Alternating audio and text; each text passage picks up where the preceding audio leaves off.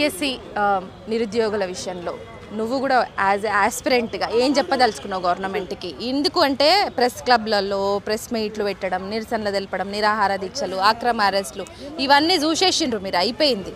So ఇప్పుడు ఏం చెప్పదలుచుకున్నావు? ఎందుకంటే మేము ఎందుకు ప్రెస్ మీట్ పెట్టుకున్నామంటే మెగా డిఎస్సి పేరుతోటి దగా డిఎస్సి ప్రకటించిన రాష్ట్ర ప్రభుత్వం ఏదైనా ఉందంటే కాంగ్రెస్ ప్రభుత్వం ఉంది.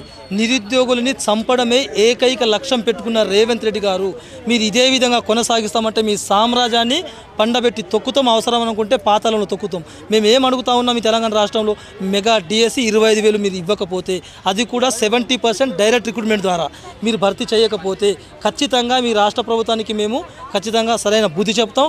మేము ఇంకోటి ఏం చెప్తా ఉన్నామంటే తెలంగాణ రాష్ట్రంలో కాంగ్రెస్ ప్రభుత్వం యొక్క అవినీతి ఎంతైనా చాలా ఘోరం అయిపోయింది కాబట్టి మా నిరుద్యోగుల పక్షాన లేదు.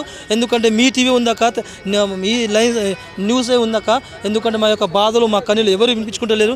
12 గంటల కష్టపడి చదివితే మా నిరుద్యోగుల యొక్క కుర్చీకు అతుక్కుపోతే కూడా వాళ్ళకు బ్యాక్ పెయిన్ వస్తే చెప్పుకోలేని పరిస్థితులు, ఇంటికి పోయి చెప్పుకోలేని బాధలు, కన్నీళ్ళు, ఆవేదనలు ఎవరికి చెప్పుకోవాలో అర్థం కాక ఒక్క నోటిఫికేషన్ ఇస్తారేమని మేము ఎదురు చూసినాం. అనేక రకాలుగా అరెస్టులు చేపిస్తున్నాం, అనేక రకాల మనం ఇబ్బంది పెడుతున్నారు. ఆయన మేము వెనక అడుగేయం. ఖచ్చితంగా ఈ పార్టీకి మేము ఖచ్చితంగా సమాధానం చెప్తాం.